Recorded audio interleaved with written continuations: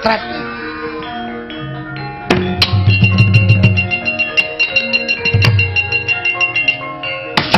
Wah, jeblok bane. Edan. Wis. Krekoso.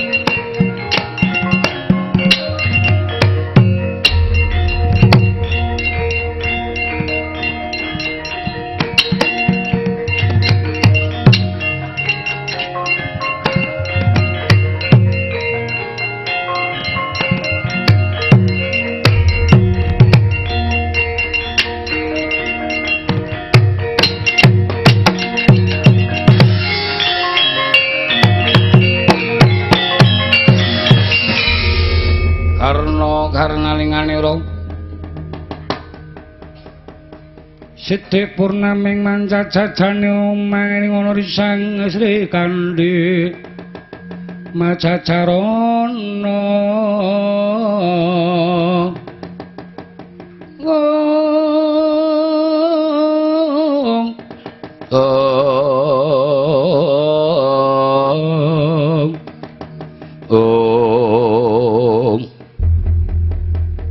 Paman Sengkuni nuwun wonten paring adhawu ingkang ngrumini para wadyabala sepados mangke mbok bilih tinenggan dhateng para wadyabala Ndrawati upamita ningali dhateng para kura lajeng meres lajeng mundur gampil anggenipun trobos mlebet wonten ing bale kambang mekaten monggo paman dipun awat-awati lampahing para Kurawa kula kepengin sanget nyaketi dhateng anggenipun Tapa Kaka Prabu Bathara Kresna kula dherekaken nggih.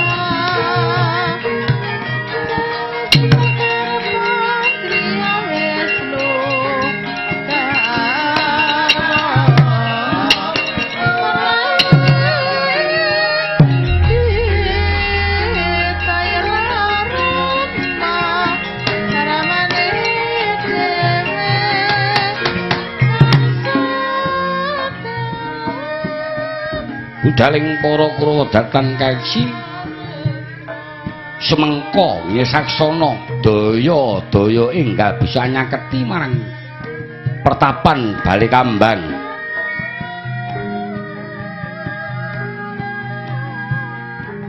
nenggih ing satata lenggah wonten ngandhaping bale kambang putra Ndrawati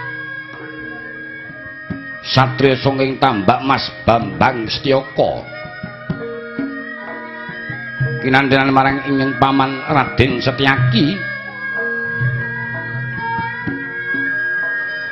nalika semanten Wong Agung Bathara Kresna sakderengipun mbangunaken teteki paring dawuh marang Sang Tapa Begawan Anoman kinen angreksa kawigadan anggenya hambangunaken tetapa wonten ing Balikambang pramila samangke kepareng lenggah Sang Dwijawara pendhita sangka ing Kendali Sada Begawan Anoman tanapi marang wiswanurut kan Patih Udawa kang kepareng atur marang Sang Jaling Radya Bala Tinun Kumandrawa garing perang ketingal pindha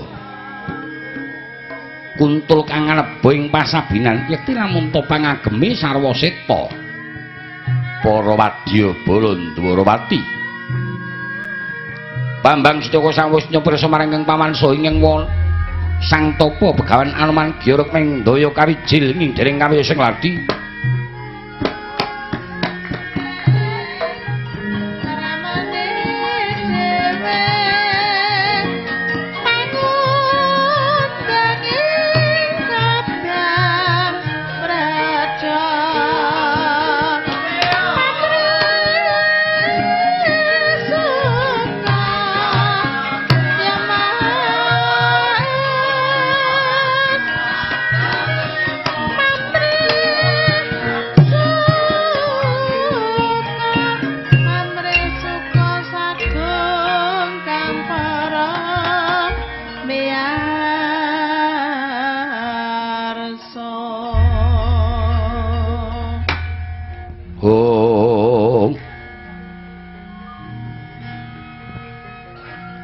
sarda pamulating ranu treskarsaning sun dening kanyut ingsun kyatiwa ing kamal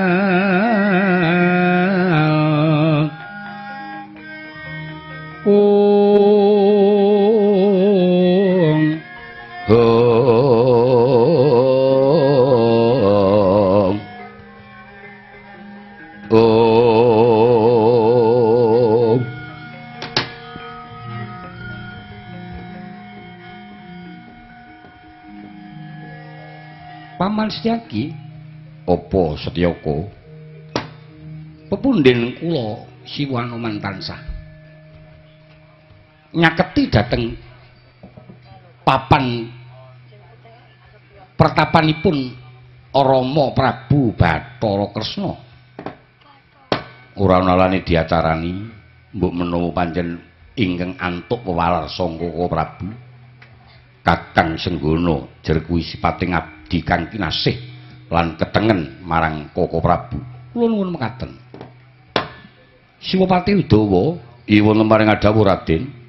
Wis tak tata Radya Bala mboten badhe nguciwani Siwa Senggana. Wong bauna langgeng kados pundi nggih. Matur nuwun dene Paduka Siwa tansah mbiyantu dhateng para kadang Sentana Dwarawati anggenipun angreksa kawigadanipun Rama anggenipun mbangunaken teteki wonten ing Balikambang. Nggih. Istanipun kula ingkang nampi wewaler saking ingkang Rama. Nalika sakderengipun mbangunaken teteki pengendikanipun mekaten. Kakang Senggana aku bakal mbangunake Taposari nanging mesti Kakang Senggana bisa prisa aku ora mligi Taposari nanging coba telitinen dados saksamunipun ingkang Rama amiwiti amurmani mbangunaken teteki cetha yen menika mboten namung mligi Taposari nanging ingkang Rama badhe ngwadi dhateng ungguling para Pandhawa ing benjang perang Baratayuda. Oh ngaten, nggih. pramila lajeng ingin bapa ingin kadhawuhan nderek ngreksa karahayunipun ingin Rama ingin samangke mbangunaken teteki wonten Bale Kambang. Syukur wa yen paduka kersa sabiyantu jer mbok bilih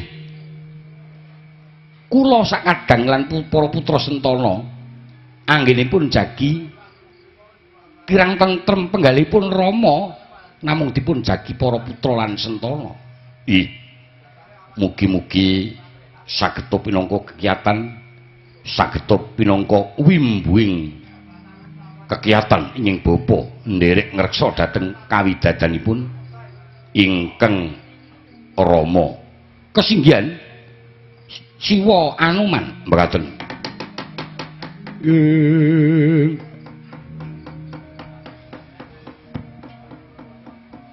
Netraning salena tunggal netrane sang bagus. Sang bagus. Sumya kamanungsan liringe kodi kamantyalana kungas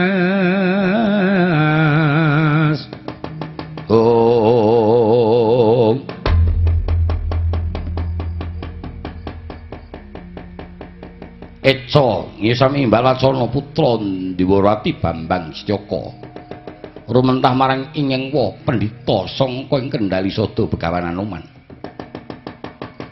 Legeng tias mangu-mangu jroning wardaya kodap kang kepelajar ngaturaken yen to pertapan Bale Kambang kinepung dening Wadyabala ing tanpa wilangan. Bertek saged tembyan ketiwasan sinuwun Raden.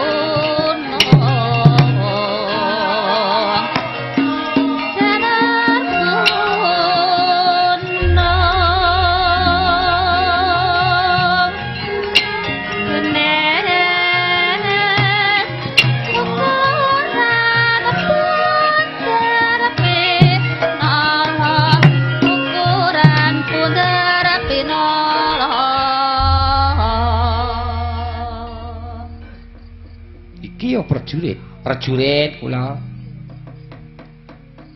Prajurit menika mboten namung kedah priya wanudya nggih kenging dados prajurit. Iya. Prajurit pentolan kula menika. Tegese tetinding prajurit nggih. Ana wigati apa? Nggih, kepareng matur mbok bilih wonten panjenengan Raden Setyaka ta? Iya. Putra Ndawarwati ta? Mengkono. Mbok bilih hatur kula menika mangke kathah lepat panjenengan kula casi pangapunten. Kuwali sing bener des pundi? Menawi lepat atur kula nyuwun pangapunten. Ora dadi apa ya, Ngger? Kok malah aku sing tok nengak ngapurut. Kadang kula tesih kathah. Kula salebetipun jagi wonten ing tepining Bengawan pertapan Mas Kumambang Bale Kambang nggih nembe gladen apa Waranggono. Lah kok ujuk-ujuk mak bedunduk. Bedunduk iki anu ujuk-ujuk menika tiba-tiba wonten gruduging para Wadyabala ingkang kula waspadaken cetha yen menika Dedi Wadyabala Ndawarwati ngangkah kepengin badhe mlebet wonten pertapan Bale dusun Bale Kambang pramila ndadosna kawuningan. Aku arep omong apa ta iki? Sekian. Dados anggen kula matur sampun seselai. Seselai rampung selesai. Mbok ya didongke. Dos pundi paman? Surapatut banget. Gaweane menungso ngendi kok dadi digruduk para wadyabala Udawa. Kula siaga para wadyabala pethukne perjun saka ngendi? Nggih dados niku Kakang Singgono, kula nyuwun kanthi sanget piyambun saka pambiyantu dhateng kula. Tindak rumiyin Nyai, mboten perlu kuwatos ingkang raka sagah badhe munduraken perjunit.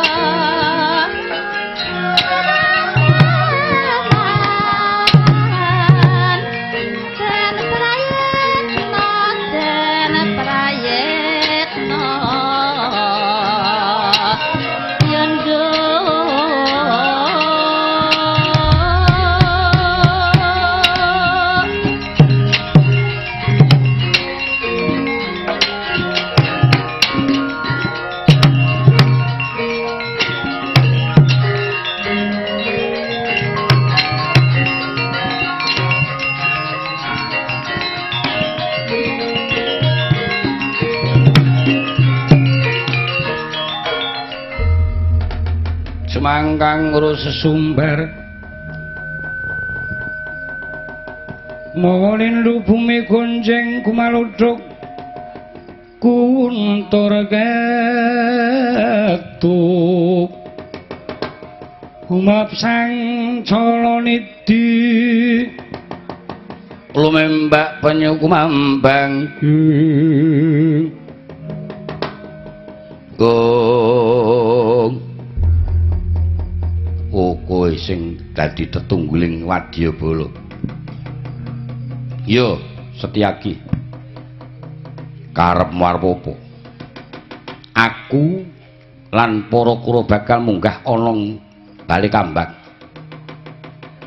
Mungu nggone Taposari Koko Prabu Bathara Kresna. Awit miturut wangsit kang wis diparingake marang Koko Prabu Duryudana. Yen kura bisa mungu sare Koko Prabu Bathara Kresna besok perang Bratayuda bisa unggul yudane. Aku ora kepengin weruh bali kambang dienggo jag-jagan menungso mestina. Bali. Lho. Apa sebab kok dadi kowe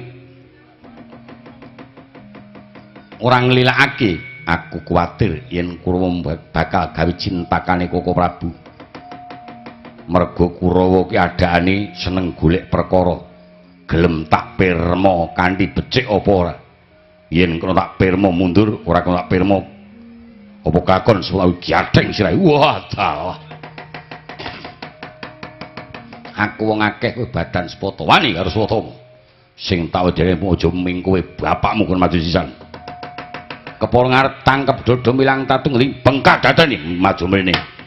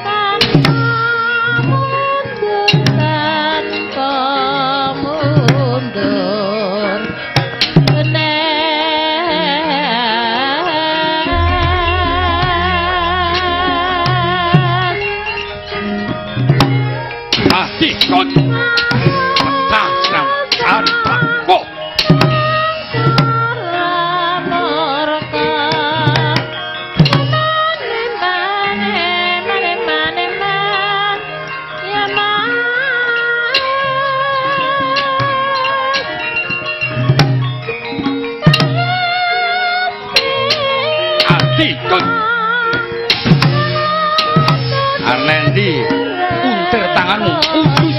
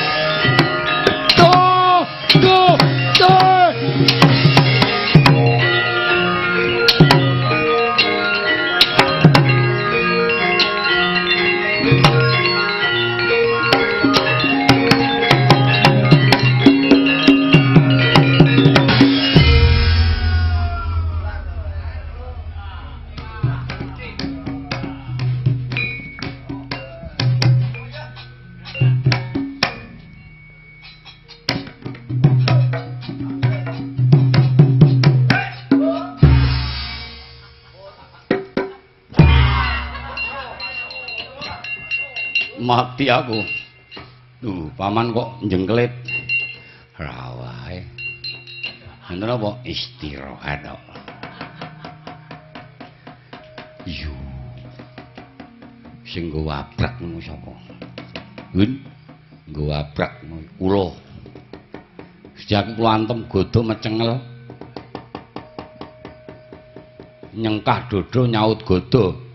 Bathuk prestiba glangsa du rai janggut dia ketwanting godhog wang wer kelothak mlentung sanalika aku terus mlaku alon-alon capeng pacak gulu barang men ketok le ampuh bul nglimpang ngono pacak gulu kok nglimpang abuyar kaya ya Bagusi ya ora jenenge Bagusi kan jenenge ngetes kadigdayan kok ya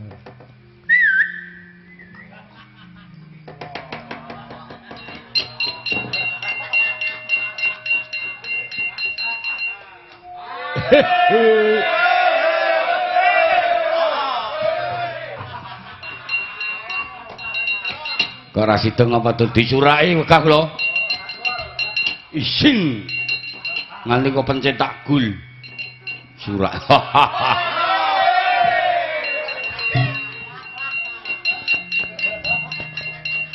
ora rene Allah wegah kula kaya pemain bal-balan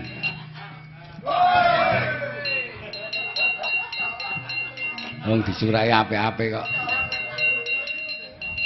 iki mau ya Swatama arep ketemu Letapa Kresna disiki Setyaki do kerengan ateges sing dadi pepalangi kula nggone bakal manjing ana pertapan Bale Kambang Setyaki lah kowe wani karo Setyaki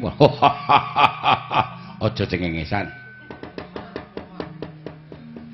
Setyaki niku cara kula niki sak mboten singa pun tau ora singa nubruk cara nah nggih kecurut ngoten kula kok mungsuh Setyaki rak percuma singa kok mungsuh cara menang ora lelok. Jan iya. Singa kok ya kowe. Nggih, raja singa kok ya. Penyakit niku. Nek liyane Setyaki napa Werkudara tak tandingane. Kamu Setyaki percuma. Mboten mawon.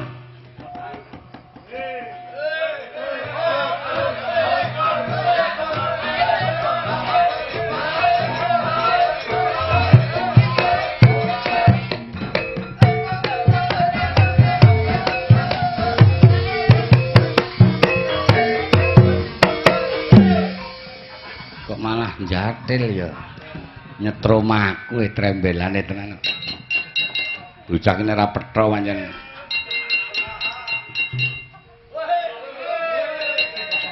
akeh dijunjung hehe cados regep karto marem lho man rene tanding Setyaki ya bojo kula sok meteng mangke ndak cengkiling nah mana anak nggih modar sisan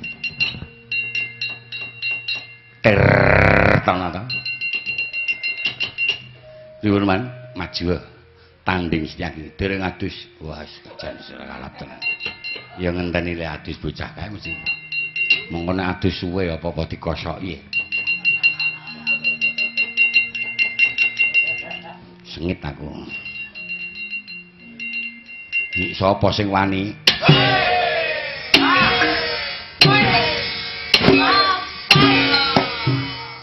iki ngopo ngono lho.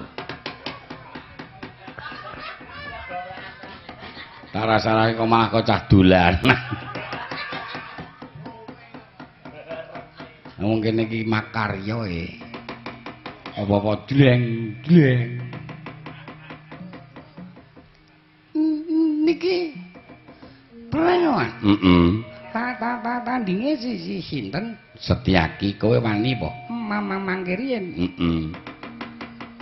Setyaki kali si sinten? Dewi. Nek karo kowe babak padha dedeke, padha gedene. Wah. Nek tanding tiasa mesti jan pas. Sing ngomong rak sampeyan. Pas. Nah iya. Nek kula logro. Logro iki maksude piye? Mboten pas. Setyaki digdaya kukula mboten kok. Pas. Dure. Ya.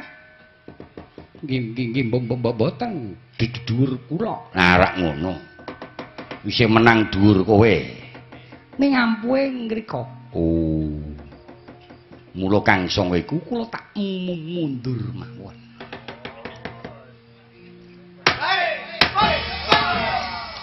Celeng. Ora ana sing pas.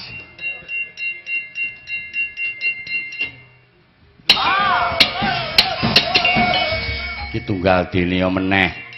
Saya pecicilan iki. Ben ndi? Maju. Nah, iki rada kendel iki. Ayo. Piye? Padine.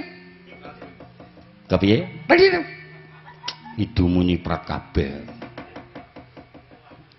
Tandinge sinten? Oh. Cengkoke kok kaya Bu Candra Lukita Suwargi.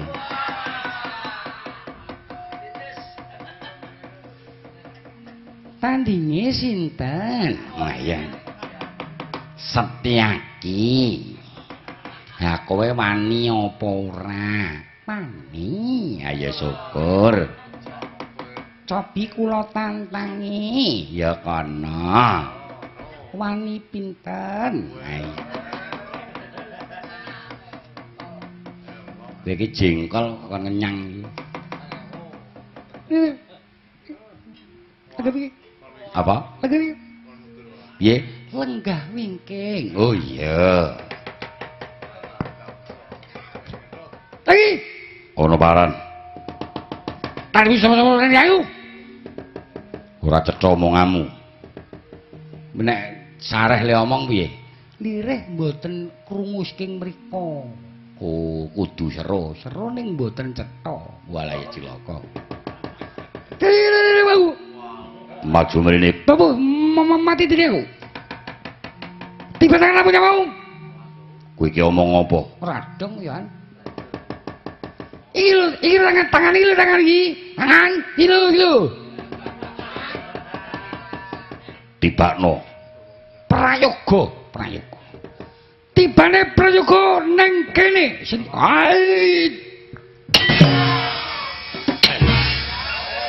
Tunggal dina celeng ora urus. Malah prayogane tiba nang sirahku plek. Bocah ra dong. Halo Sengkuni, apa meneh? Le ngece kuwi lho. Kan makne cilik Sengkuni. Apa meneh sampean ora tak jangkar. Lurahe mun tak jangkar kok. Ya ta Sengkuni, aprek. Tanding ana Setyaki. Guyu medeni. Ampun teng mriku, ndak kena sasaran gegaman. Kowe arep nggawa apa kowe? Lho kepripun to? Kula duwe sosdor e. Niki kena dienggo gawe kula sulet mlebu ten wetenge Setyaki jeblok sak weteng-wetenge. Oh ya syukur. Tak botohi. Dan sumeten nggih. Nggih, kula sumete malah.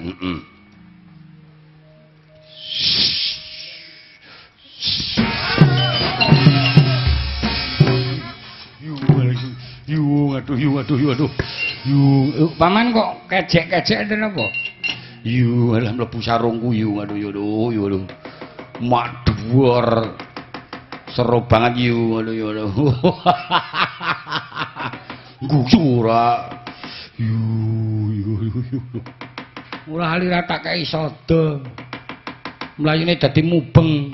Aduh, njebluk pindho aduh, tor. Entek plurumu. Setyaki ana paran. Rasa guyu. Ya wis. Wani tanding karo Raden Harya Durmagati. Sing tak wedeni apamu? Bagus. Aja takon dosa. Tak tempiling sigar siramu dibakno. Entenono.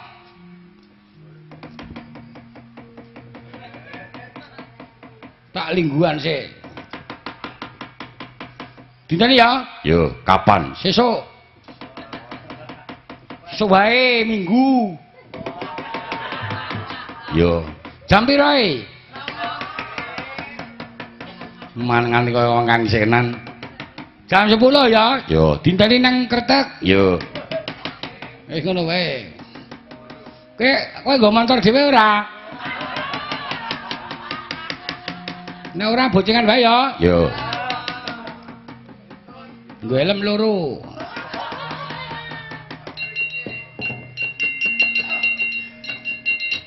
Perang piye? Perang gulayange pel. Ketoke Kang Sen sok biasa angger ngawangga dos pundi.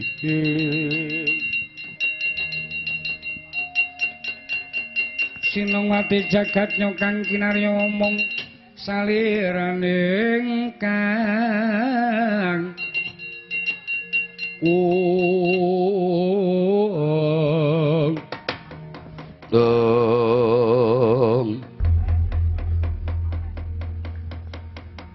Paman semuni, lho, dos pundi Kurawa bibar mawut. Kula semanggaken paman anggenipun Rekadaya mulih saged ngunduraken Setyaki sak wadyabala. Yen mboten ingkang Raka Mandura kula ngene mboten saged ngunduraken kejawi mangene sampun mundur sedaya para wadyabala panjenengan kula nitip prisa angger Bathara Kresna anggenipun tapa sari kesinggihan. Anak Prabu Baladewa sawetawis kula trimbujuk Setyaki lan para wadyabala. Sauger Setyaki mboten dipun wiwiti kula kinten mboten badhe damel perkawis. Mangke kula badhe ngadepaken.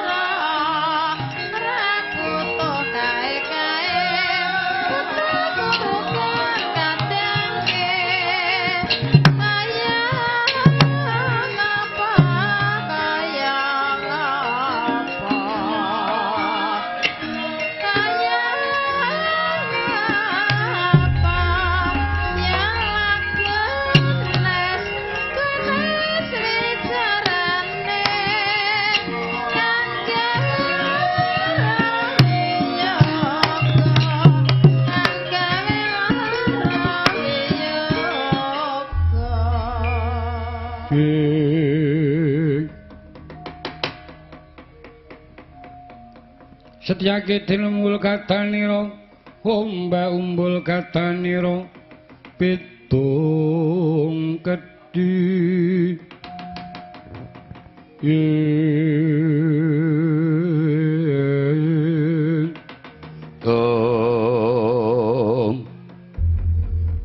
Koko Prabu ingkang kepareng majeng. Aku sing nyuwunake pangapura marang Setyaki yen ana klebutane para Kurawa. Sedyane Kurawa ora bakal gawe rusak. Iki pun Kakang sing mandhigani. Iki. Aku mung kepengin bakal nyaketi marang Yai Kresna. Nggone Taposari. Bener Taposari mligi Taposari apa pancen? Yai Kresna wis nglinang sukma. Awis sapa wae sing mungu yen to Yai Kresna wis nglinang sukma ora bakal bisa klakon. Inggih. Pun Kakang sing njaluk kepengin nyaketi nggone Taposari Yai Kresna. Tanggal jawab kula menika. Yen wonten menapa-menapa des pundi. Mengko sing tok rangket pun Kakang. Serasa dadak nganggunake Kurawa, aku tak cukup karo Yai Dipati Karna. Ning njaluk wektu tak munggah ana pertapan Balikambang, tak kepengin ngamunani Yai Kresna. Kepiye Kakang sing ngono? Tanggal jawab pun sinten? Ingin tanggal jawab sinten? Aku. Yen wonten menapa menapanipun, aku rangketen, aku lila. Kakang sing ngono kurang apa, kowe kurang apa? Nggon tumraping kadigayan. Tak sumanggake yen pancen pun Kakang luput. Mung arep kepengin ngerti. Kepiye Kakang? Dipun tutaken pareng mboten yen kula dherekaken des pundi. Turna. Dinggono di ketemenan turna pun Kakang. Des pundi Kakang Leman? Nggih sampun. Kula semanggaken Koko Prabu. Yai Karna. Wonten dawuh Koko Prabu. Derek pun Kakang munggah ana Balikambang.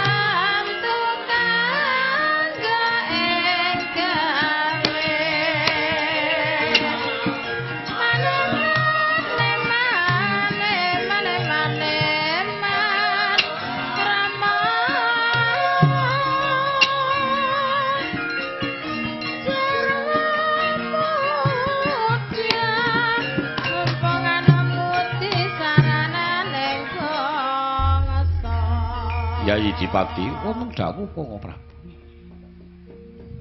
Sawangen Yayi Kresna aduh gilang ora tegel pun Kakang. Setyaki kula Koko Prabu. Percaya apa ora pun Kakang? Nggih pitados. Aku mung arep niti marang Yayi Kresna. Kepiye panalitine Yayi Dipati Karna Yayi Kresna mligi tapa sare apa wis lolos sukma? Miturut saking wawasanipun ingin rayi Koko Prabu Bathara Kresna menika sampun suwung jagatipun. Lho. Wis suwung inggih. Yen ngono senajan to diwungu sing kaya ngopo ora bakal bisa wungu. Menika kedah dipun susul wonten pundi? Pelajaring sukma jati dene Koko Prabu sampun nilar pakurungan. Dirembuk njaba. Wis cukup Setyaki, aku tak mesti njaba. Ndiraken widodo Koko Prabu. Ayo Yayi Karna, kula ndiraken Koko Prabu.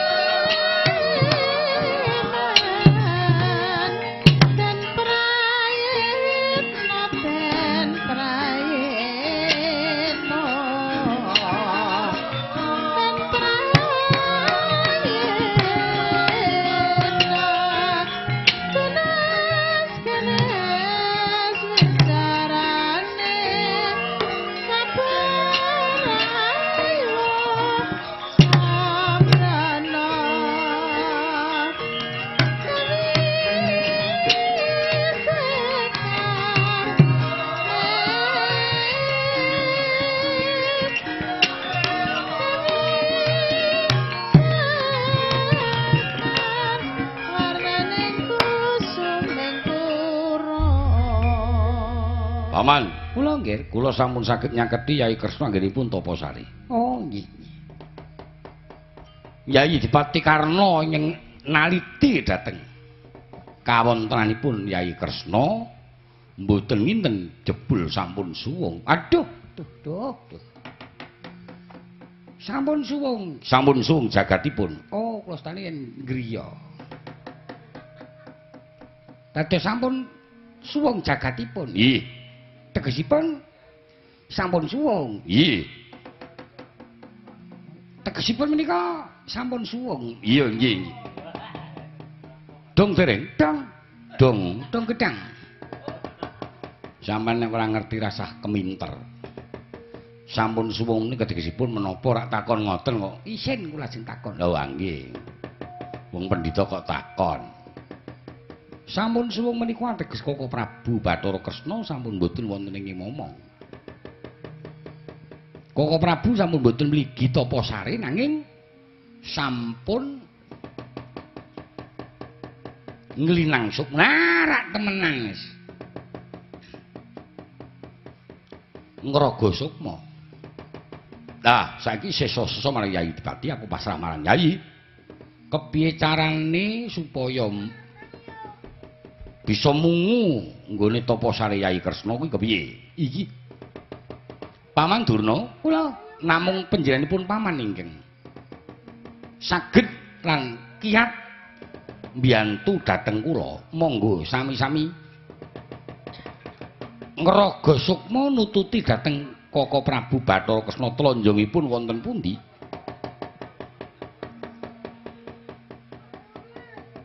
Oh, iki lajeng kula mangke diderek Lala Sukma. Mekaten. Waduh. Sampeyan mun disini? Wah, kula mboten iso kok. Paman Durna ki mau monggo pados papan ingkang sepi kula dherekaken nututi Koko Prabu Bathara Kresna. Oh nggih. Nyuwun pamit nggih. Ngatos-atos.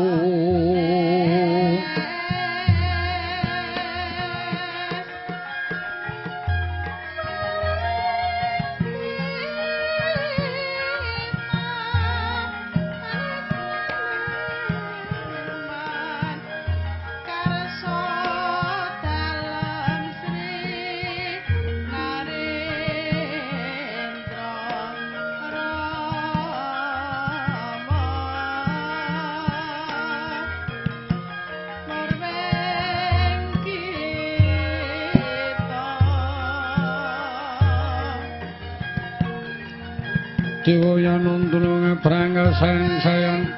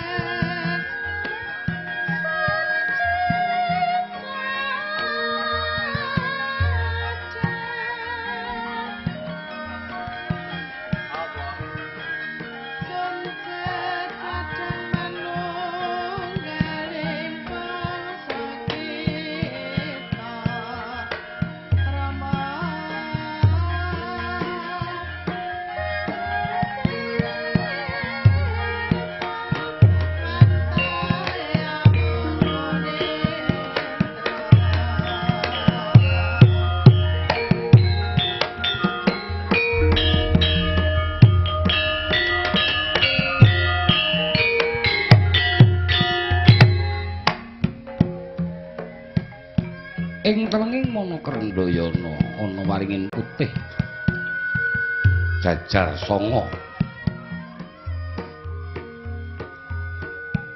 randalah jajar pitu kang gedene 5 prangkul ing madyaning Manakrendayana ana watu kang sak gunung anakan gedene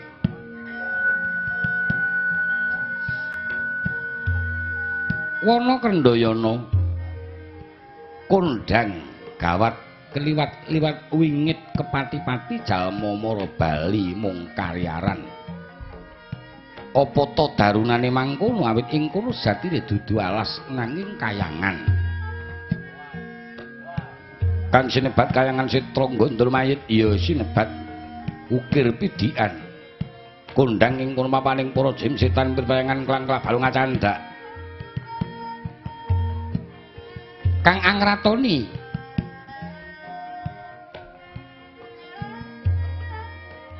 marang Jim Nurakaya widodari sanging kayangan Surdaya kang nandhang lepat marang Wang Jagatnata ketemah kena upata salin wujud dadi raseksi ingkang pinaringan peparab Sang Hyang Bathari Durga ya Pandya Bathari Durga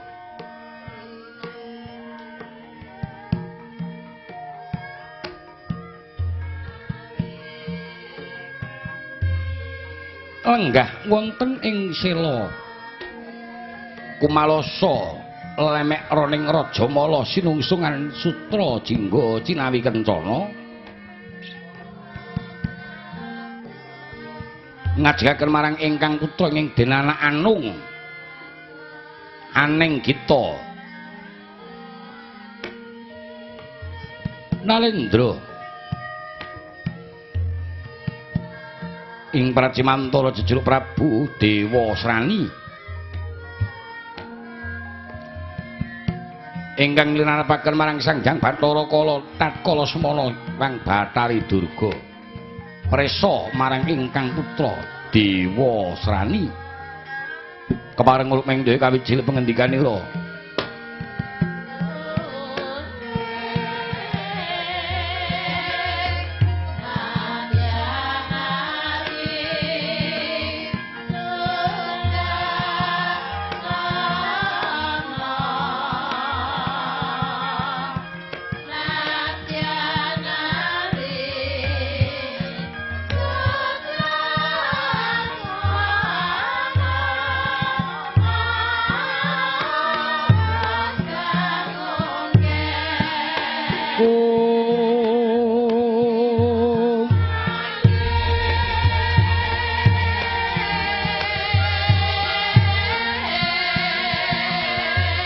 Dewa yang untung ngaprang sayang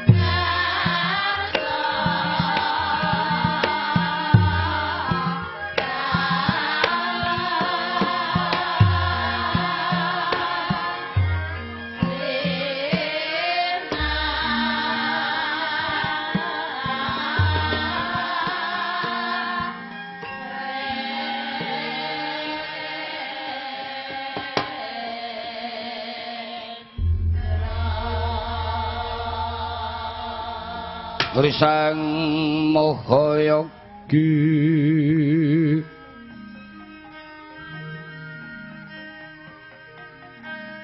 sausnya semedi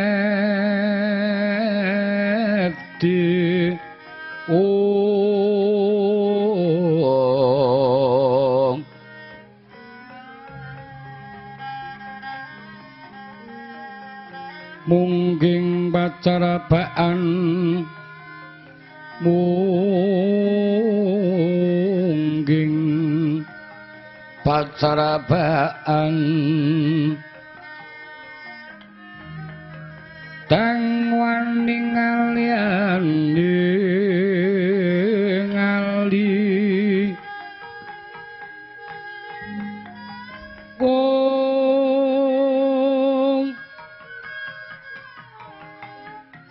wijiling sasongko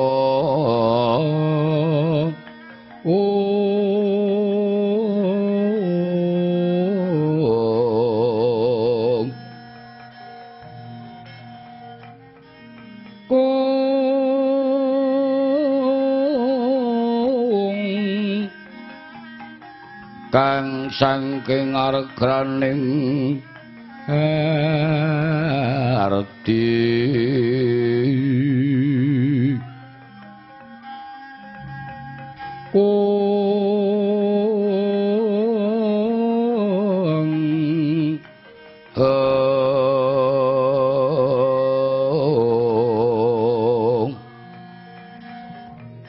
Bathara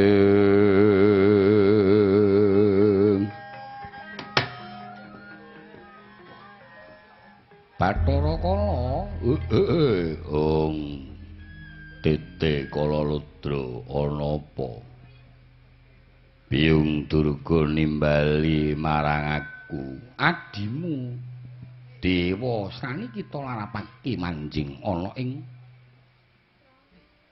Kayuangan ukir pidikan timbal ana dhewe apa wigatine adiku Dewa Srani dene semengko nggone ngadhep Dewa Srani kula nuwun wonten paring adhawuh Ibu Bathari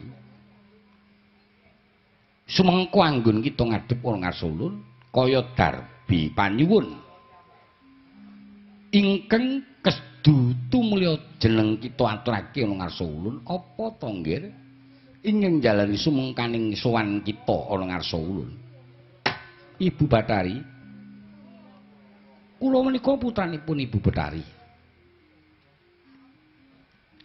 Keng menapa wiwit nalika semanten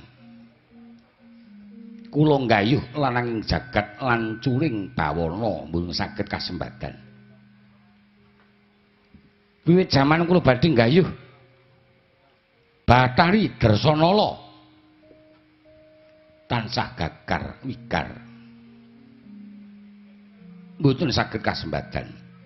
Ibu Bathari, kinten-kinten kula badhe gadah kekudangan kepingin dados lananging jagat lan curing bawana menika badhe kasembadan menapa mboten?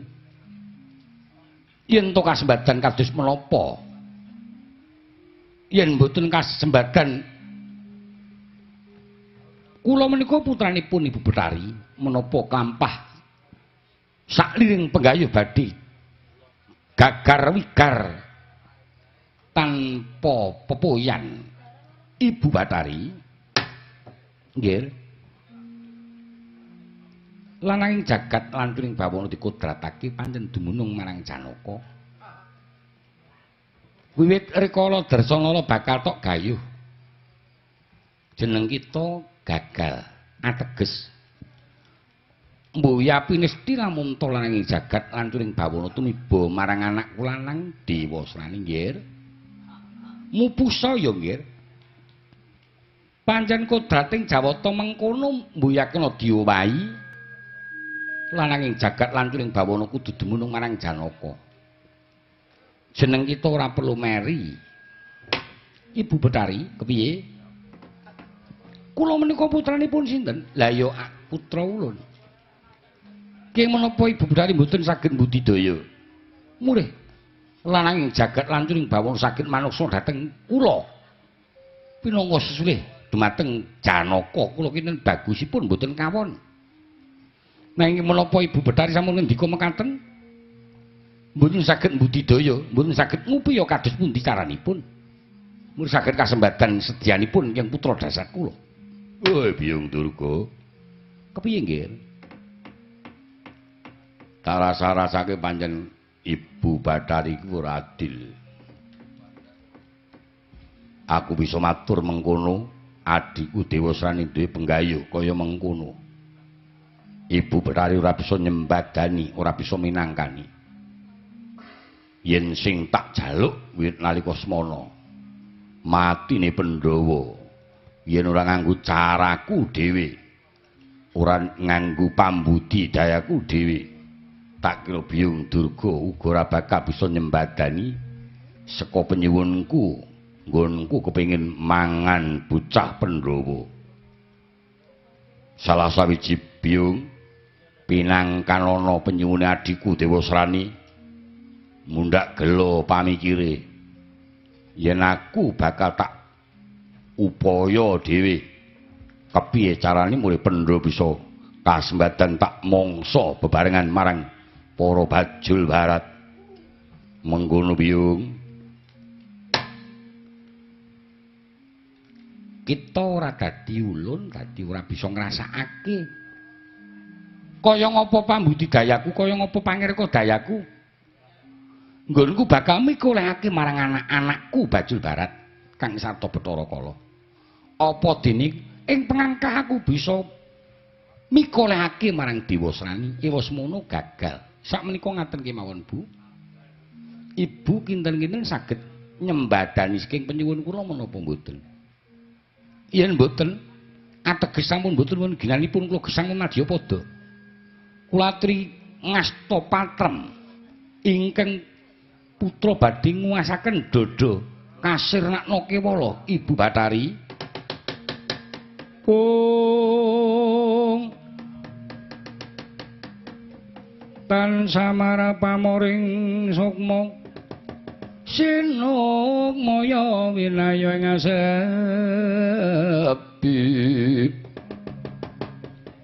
sumimpen telenging ngekabu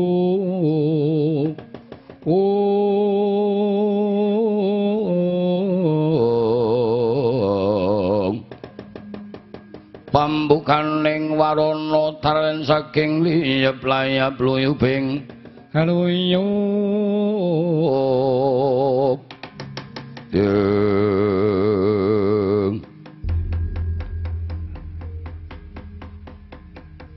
ya sayo mengko tak golek cara supaya Janaka bisa lena ing kaprayitnan. Lah rak ngaten Bu, ateges Ibu damel leganipun Kang Putra kala Biyung kita ngarep wis matur lamun to bakal mbudidaya kepiye carane kita bakal angreka daya marang pati ning Pandhawa. Ya mengko aku njaluk pamit nata para bajul bareng kang sepetut kuri marang Ibu minangkane adikku Dewa Srani. Iya mongso bodho budhaing para bajul barat Bathara Kala. Iya.